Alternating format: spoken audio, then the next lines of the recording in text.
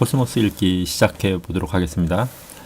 지난 시간엔 케플러의 어머니가 마녀로 이제 몰려서 프로테스탄트 그 던전에 갇히고 케플러가 이제 어머니를 구하기 위해 그곳으로 가는 것까지 이야기를 했습니다. 자, 오늘 어떻게 되었나 한번 보도록 하겠습니다. 자, 첫 번째 문장. 자, his mother was exiled. 여기까지만 보시면 케플러겠죠. 케플러의 어머니는 was exiled, 추방당했습니다. with a sentence, 어떤 선고와 함께 추방당했죠. 그냥 당한 건 아니고 of death. 자, a sentence of death, 그러니까 사형 선고와 함께 추방당했다. 말이 좀 이상하죠. 자, pass on her. pass on은 여기서 내려지다입니다. 그러니까 이 선고가 내려진 것과 함께 추방당했다라고 보시면 될 것 같아요. 어떤 선고냐면 그녀에게 이제 내려진 거죠. 이 선고는 she ever return.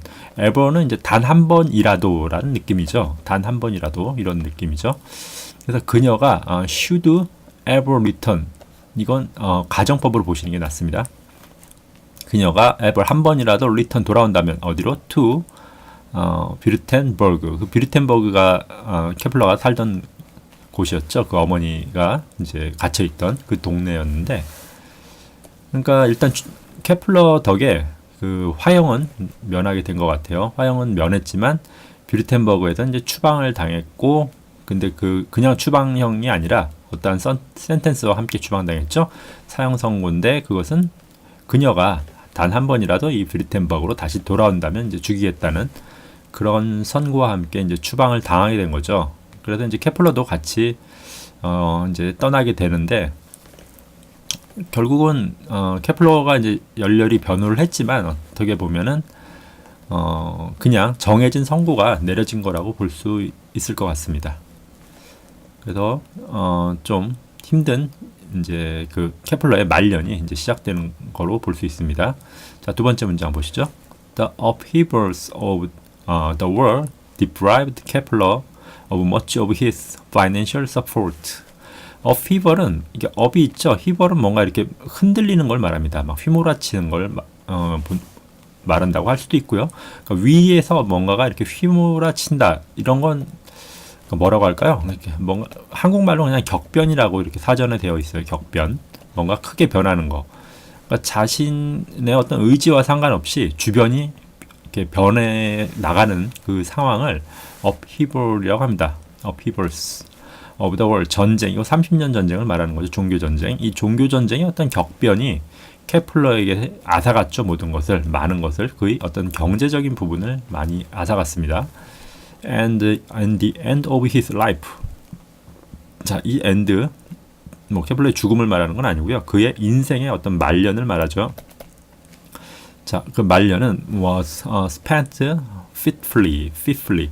자, 소비되었습니다. fitfully는 간헐적 혹은 단속적이란 이런 느낌이에요. 딱딱딱딱. 그러니까 뭔가 이렇게 길게 이어지는 느낌이 아니라, 그러니까 느낌으로 그냥 아시는 게 나아요. 한국말로는 없습니다.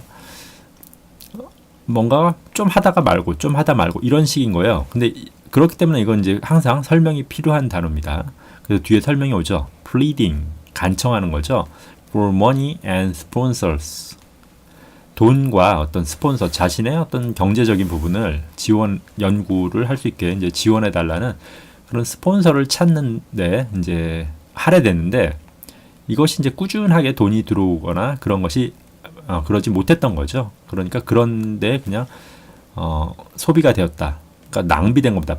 was spent라고 되어 있는 걸로 봐서는 이 케플러의 말년이 그 케플러가 원했던 그러한 삶이 아니었음을 알 수 있죠. 수동태로 되어 있는 걸로 봐서는 마지못해 어떻게 보면 살기 위해서 이곳저곳, 그러니까 스폰서들을 찾아 전전했지만 소기에 그러한 성과는 얻지 못한 상황인 거죠. 자, 한번 다시 보죠. The upheavals of the war deprived Kepler. 케플러에게서 뺏어갔죠. of much of his financial support를. And the end of his life의 말년에는 was spent fitfully. 간간히 단속적으로 소비되어져 버렸습니다. 그의 말년은. 그러니까 특별한 어떤 업적도 없이 소비되었다는 거죠. 그러니까 연구를 하기보다는 살아야 하기 때문에 연구는 못하고 그냥 이렇게 돈을 구걸하는 입장에 서 있는 학자로 대학자치고는 상당히 이제 초라한 말년을 보내게 되었습니다. 자, 세 번째 문장 보시죠. I measured the skies. 자, 하늘을 측정했다. 하늘을 연구했다. 이렇게 보시면 될 것 같죠. Now the shadows. 그러니까 이 동사, 주어 동사가 the sky와 이 now, 지금은 the shadow. 여긴 지금 과거형으로 되어 있죠. 자, 그러니까 지난날 나는 하늘을 측정했고, 이거 케플러가 한 말이겠죠. 지금은 now the shadow, 어둠을 측정하고 있다. I measured 뒤에 이건 현재로 되어 있죠. 이렇게 두 가지 문장으로 보시면 될 것 같고요. 주어만 공유하는 걸로 보시면 됩니다. 공유도 아니냐, 여기 주어를 써놨네요. 자, sky bound, 하늘은 자 묶었습니다. was the mind. 자, 나의 마음은 하늘에 묶여 있는 거죠. 묶여 있었고, 땅에 묶여 있는 것은 the body rest. 그러니까 몸의 나머지 부분들은 다 땅에 묶여 있다. 이게 무슨 말일까요? 지금 이 부분은 뭐냐면 그 케플러가 자신의 묘비명으로 쓴 글입니다. 그러니까 케플러가 이제 자기가 죽을 때 어떤 그 망감이 교차하겠죠. 그런 것들을 정리해서 자기 묘비에 새겼으면 하는 말을 쓴 겁니다. 그래서 자기는 그냥 자 생전이죠. 생전에 하늘을 측량하는 일을 평생에 바쳤지만 지금은 나는 어둠을 측량하고 있다. 이게 죽음을 의미하겠죠. 그리고 죽음을 이제 헤아리고 있다 이런 말일 테고요. 그리고 또 다시 과거죠. was 마음이 하늘에 이제 자기는 묶여 있고 지금 땅에 묶여 있는 것은 나의 몸의 그 나머지 즉 육신은 남겨둔다 이거죠. 그러니까 결국은 이렇게 묘비를 보시면은 여기 이제 육신만 땅 속에 이렇게 묻혀 있죠. 그러니까 육신은 남고 정신은 이제 하늘로 올라가는 스카이에 있는 그런 의미를 띈 말이죠. 그렇게 멋진 묘비명은 아니죠. 그러니까 멋진 묘비명을 쓰기에는 스스로의 인생에 대한 어떤 그런 회한이 너무나 많았던 그런 위대한 과학자였던 것 같습니다. 자, 그 다음 보시죠. If a maker were to be erected today, erect죠. 뭔가를 세우는 거죠. 지금 이때 케플러가 이제 죽고 나서 어떤 묘비가 있었는데 그 종교 전쟁, 이 30년 전쟁 때문에 사실 케플러의 묘비는 다 이렇게 훼손되고 파괴돼서 흔적조차 지금 남아 있지는 않습니다. 그래서 이제 칼 세이건이 개인적인 어떤 회한을 또 따로 그 코스모스에 이제 표현을 했는데요. 그래서 이 메이커 이제 그 비석을 만드는 묘비 메이커겠죠.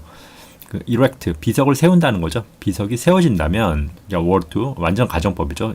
이미 무덤은 없기 때문에 다시 세울 수는 없겠죠. 그래서 만일 그 비석지기가 were to be erected 세운다면 오늘날에 다시 세운다면 it might read 읽을 수 있을지도 모르겠다. 이렇게 이제 쓸지도 모르겠다는 말이겠죠. 자, in homage는 어떤 경이나 존경을 말합니다. 경이나 존경을 말합니다. 자, 존경의 의미를 담아서 to his scientific한 courage, 그의 과학적인 어떤 용기에 대한 경의를 담아서 그렇게 보시면 될 것 같고요. 그렇죠. 굉장히 용감한 그런 결정을 한 거죠. 이렇게 그냥 성직자로 어떻게 보면 살았으면은 그냥 사는데 아무런 지장이 없었을 텐데 자신의 그 진리를 추구하는 과학적인 마음 때문에 그런 걸 다 포기한 것이죠. 케플러는. 그래서 일단 보시죠. 이렇게 이제 썼으면 좋겠다고 이제 칼 세이건이 말을 한 겁니다.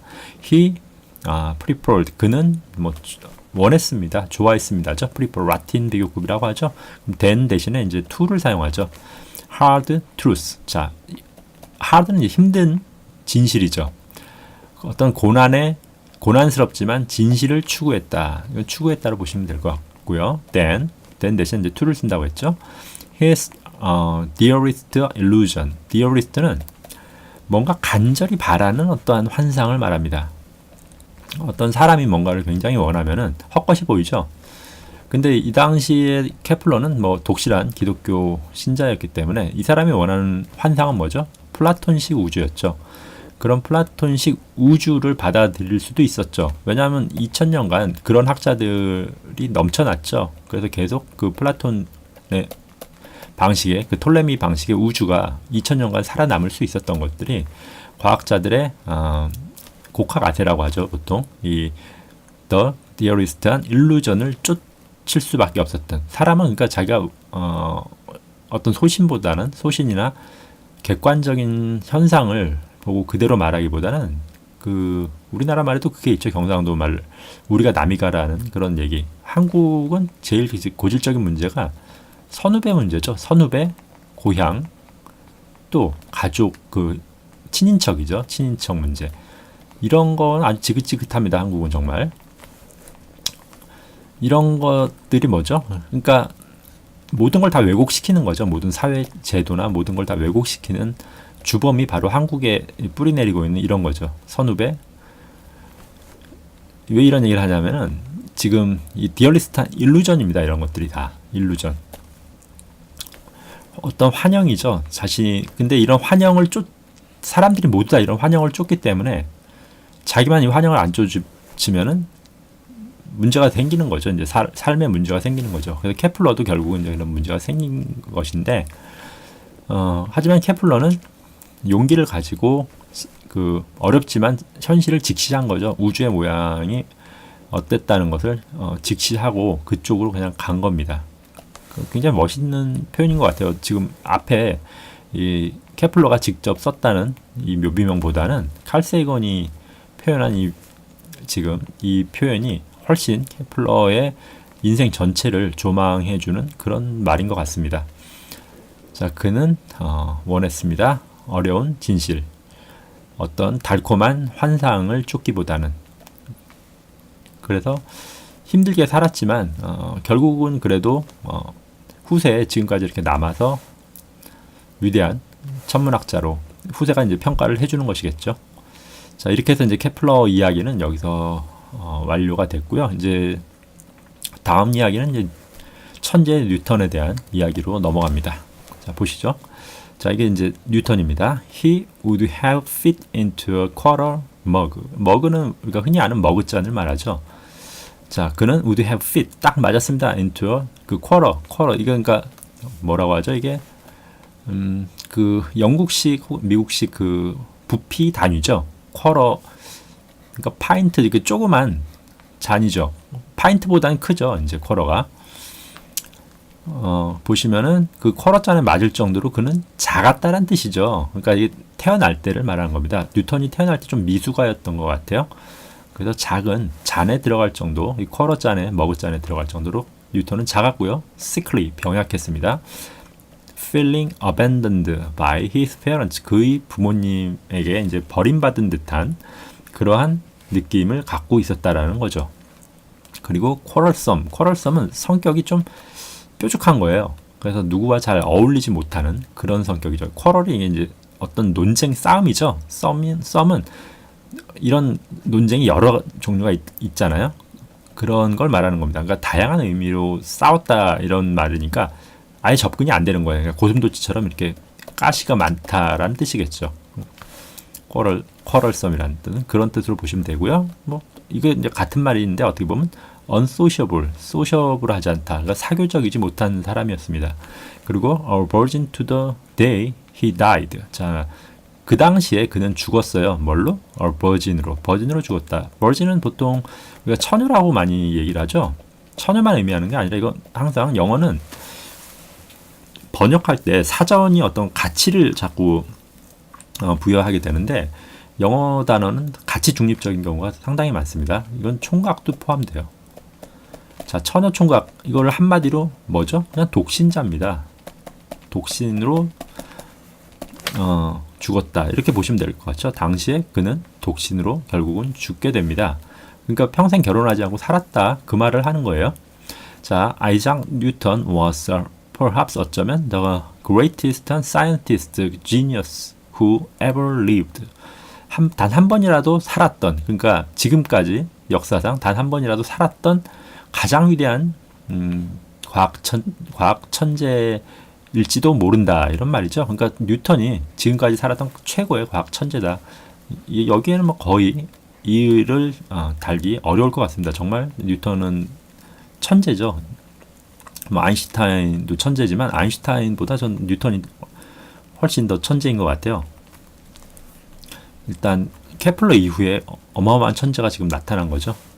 일단 시작은 이제 뉴턴이 어떤 사람임을 대충 밝혀주고 있습니다. 뉴턴이 좀 왜소하고 그 다음에 병약하고 좀 성격은 성마르고 굉장히 이제 좀 까탈스럽고 그런 날카로운 사람임을 알 수 있겠죠.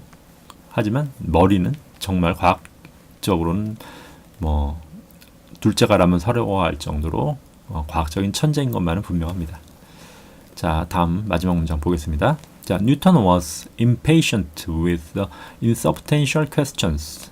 자, insubstantial, substance는 어떤 실질적인 걸 말하죠. 그러니까 substance하지 않은 거죠. 그러니까 어떤 추상적 문제죠. 추상적인 문제 이런 question들을 뉴턴은 참지 못했습니다. impatient. 자, patient가 참다니까 참지 못하는 거죠. 참지 못했습니다. 그러니까 못 견뎠습니다. 이런 거죠. 이런 insubstantial한 question들은 such as, 그러니까 예를 듭니다. 어떤 question이냐면 whether light was a substance or an accident. 자, substance는 어떤 물질이냐, 빛이 물질이냐, 자, light가 물질이냐, 그냥 하나의 현상이냐 같은 이와 같은 이러한 insubstantial한 question에 대한 참지 못했다. 참지 못해 뭐 화를 냈다는 게 아니라 꼭 밝혀내려고. 여기서 impatient은 그런 거예요. 참지 못하고 화를 내는 것이 아니라 밝혀내는 겁니다. 이걸 밝혀내서 뉴턴은 빛을 이 substance로 결국 판단을 하게 되죠. 허위언스가 이제 그 프랑스 쪽에 이 뉴턴의 라이벌로 나오는데 그분은 액시던트로 보죠. 파동으로 보죠. 파동으로 보는데 뉴턴은 모든 걸 그러니까 물질적인 어떤 작은 아주 입자로 생각하는 그런 좀 성향이 있었던 것 같아요. 그렇기 때문에 아마 미적분도 발견할 수 있었지 않나 싶긴 한데 일단 뭐 현대 물리학 쪽에서는 이제 빛을 둘 다로 보죠. 왜냐하면 양자론적 입장으로 이제 결국은 보게 되기 때문에 물질과 파동 그러니까 소립자 단위로 들어가면 물질과 파동이 이제 구분 경계가 사라지죠. 그러니까 언제 그 경계가 사라지는지 가장 거시 세계와 이제 미시 세계가 있다면은 언제 입자와 여기 이때는 거의 이제 입자성만 있죠. 거시 세계는 이게 언제 파동과 입자가 섞이는 그런 세계로 들어가는지 이 경계는 사실 모호합니다만 빛이 미시 세계 양자역학 쪽에 지배를 받는 거는 뭐 어떻게 보면 너무나 명확하기 때문에 물질이나 파동, 액시던트 어느 거 하나로 지금은 볼 수 없다는 입장인데 뉴턴은 일단 처음에 연구 단계였기 때문에 물질로 보고 모든 걸 설명을 했습니다. 그 당시에 그러니까 빛이 만들어내는 어떤 현상들을 물질로 설명을 했던 거죠. 자, 이제 뉴턴이 시작되는 그 도입부고요. 여기서 오늘은 마치도록 하겠습니다.